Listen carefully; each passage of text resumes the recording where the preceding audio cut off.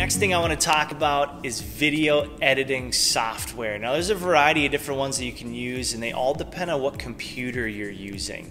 So I'm going to speak specifically to Macs and Apple programs today because that's what I use. But if you use a PC, I would go right into Google and type in PC free video editing software, and there's a bunch of different ones that you can use. One though that comes with the MacBook or an Apple computer is called iMovie, and it's free with every computer that you have.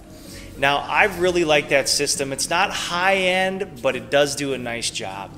I like that system quite a bit, so I encourage you to check out iMovie to edit your videos after you're done shooting them.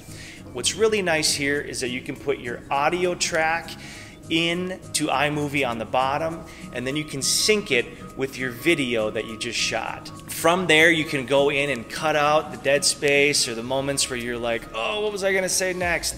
You can cut out all those moments and make it into an intentional cut video. If you need help with iMovie, Apple has great tutorials on how to do that. So again, go into Google and type in iMovie getting started, iMovie help, iMovie tutorials, whatever it is.